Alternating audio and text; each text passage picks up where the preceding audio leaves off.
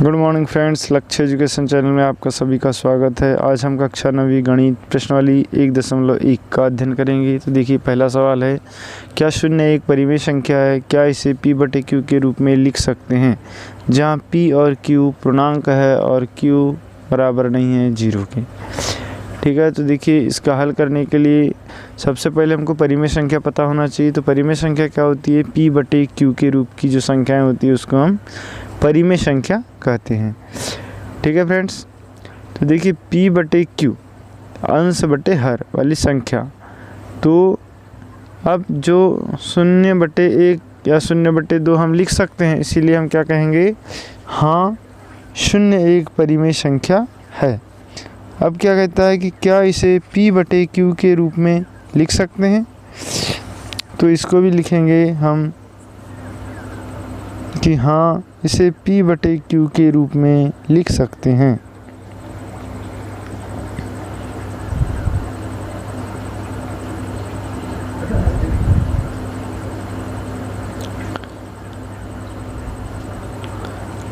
और इसे हम निम्न प्रकार से लिखेंगे। तो देखिए किस तरीके से लिखेंगे। जैसे क्या लिखा है हमारे पास, शून्य को परिमेय संख्या के रूप में लिखना है, तो इसको लिखेंगे हम 0/1 या जहाँ पर जो q है बराबर नहीं होगा 0 के, तो 0/1 या 0/2 या 0/3 या डैश अनंत तक, इस प्रकार हम कहीं कोई भी संख्या लिख सकते हैं जिसका अंश क्या होगा, 0 होगा, और हर जो है q ≠ 0 होगा। ठीक है फ्रेंड्स, अब देखते हैं प्रश्न क्रमांक 2। प्रश्न 2 में हमारे पास लिखा है कि 3 और 4 के बीच 6 परिमेय संख्याएं ज्ञात कीजिए।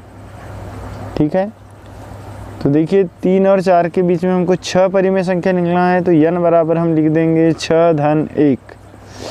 ठीक, तो ये हो जाएगा n का मान 6-1 बराबर 7। अब इस 7 का गुना फ्रेंड्स 3 और 4 में गुना और भाग दोनों कर देंगे। जैसे 3, तो 3 बराबर हो जाएगा 3 × 7/7 या 3×7 21/7। ठीक, उसी प्रकार 4 को भी लिखेंगे, तो 4 को लिख देंगे 4 × 7/7 यानी 728/7। अब देखिए 21/7 और 4 का मतलब हुआ 28/7, इनके बीच संख्या निकालना है। तो 21 और 28 के बीच में जो संख्याएं होती है वो इनके बीच में हो जाएगी। तो 3 और 4 के बीच की संख्याएं 6 परिमेय संख्याएं, तो ये देखिए हो जाएगी, क्या क्या हो जाएगी। देखिए 21, 3 का मतलब 21/7, तो 21/7 के बाद 22/7, 23/7, 24/7, 25/7, 26/7 और 27/7। ठीक, क्योंकि 28/7 के पहले 27/7।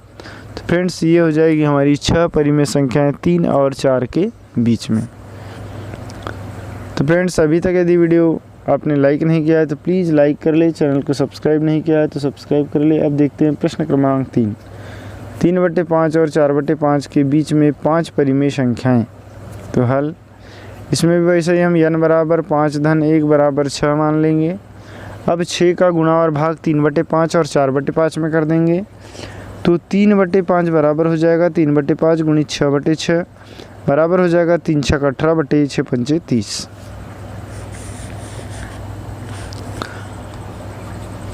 और अब 4/5, तो 4/5 में भी ठीक उसी प्रकार करेंगे। 4/5 × 6/6 बराबर 6×4 = 24 6×5 = 30। अब 3/5 और 4/5 का मतलब 18/30 और 24/30 के बीच की 5 परिमेय संख्याएं लिखेंगे। तो 18 के बाद 19, 20, 21, 22, 23, ये सभी बटे में 30, ये क्या आ जाएगी, इनके बीच की 5 परिमेय संख्याएं।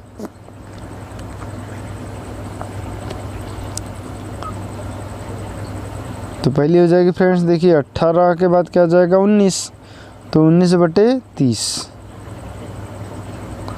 20/30, 21/30, 22/30, 23/30, ठीक, और 24/30 का मतलब हो गया 4/5।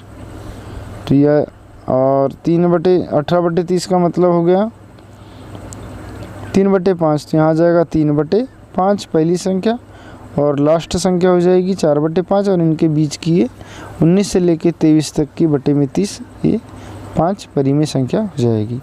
ठीक है फ्रेंड्स, तो वीडियो पसंद आया तो प्लीज़ लाइक कर ले और अपने दोस्तों को शेयर ज़रूर करें। अब देखते हैं प्रश्न क्रमांक 4।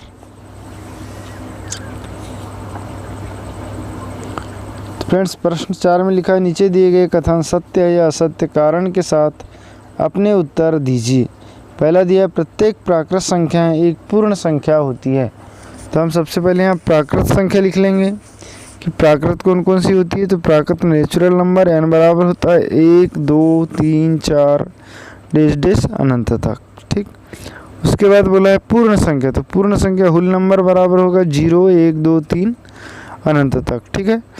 तो अब देखिए यहाँ पर जो प्राकृत संख्या है ये 1 से लेकर अनंत तक है, और 1 से लेकर अनंत तक 0 शामिल होके हुल नंबर होता है। तो ये हमारी प्राकृत संख्या में, इसलिए पहला क्या हो जाएगा, सत्य हो जाएगा कि प्रत्येक प्राकृत संख्या एक पूर्ण संख्या होती है, क्योंकि पूर्ण संख्या में ये सभी प्राकृत संख्याएं सम्मिलित हैं। अब देखते हैं प्रश्न 2, प्रत्येक पूर्णांक एक पूर्ण संख्या होती है। तो अब पहले पूर्णांक देख लेते हैं, हुल इंटीजर्स, तो इंटीजर्स हो जाएंगे हमारे पूर्णांक, ठीक है। बीच में होता है 0, राइट साइड में प्लस मान 1, 2, 3 अनंत तक, और लेफ्ट साइड में ऋणात्मक मान ऋण 1, ऋण 2, ऋण 3, ऋण 4 अनंत तक। तो ये सभी होते हैं पूर्णांक। अब देखिए प्रत्येक पूर्णांक एक पूर्ण संख्या होती है। तो देखिए जो ऋणात्मक मान है ये पूर्ण संख्या नहीं है, इसीलिए ये क्या हो जाएगा, असत्य हो जाएगा। 0 से राइट साइड के तो सभी पूर्ण है, लेकिन लेफ्ट साइड के नहीं है, तो ये असत्य। थर्ड है, प्रत्येक परिमेय संख्या एक पूर्ण संख्या होती है। तो देखिए प्रत्येक परिमेय संख्या, परिमेय का मतलब जो पूर्णांक है इनके बटे में यदि हम कुछ भी लिख दे तो ये क्या बन जाएगी, परिमेय संख्या। सबके बटे में 1 लिख दे तो सभी परिमेय संख्या बन जाएगी। लेकिन हमको क्या बोला है, पूर्ण संख्या होती है। तो पूर्ण संख्या नहीं होती, क्योंकि 0 से राइट साइड की संख्या है पूर्ण संख्या है, वो भी परिमेय संख्या नहीं होती उसमें, तो ये असत्य। ठीक है फ्रेंड्स, तो अब देखिए पहला सा प्रश्नावली कंप्लीट हुई। अब यदि नेक्स्ट प्रश्नावली 1.2 आप देखना चाहते हैं तो उसका लिंक आपको डिस्क्रिप्शन में जल्दी ही मिल जाएगा। उसके लिए आप चैनल को सब्सक्राइब कर लें, बेल आइकन की घंटी को जरूर प्रेस करें तथा अपने दोस्तों को भी शेयर करें। Thanks for watching.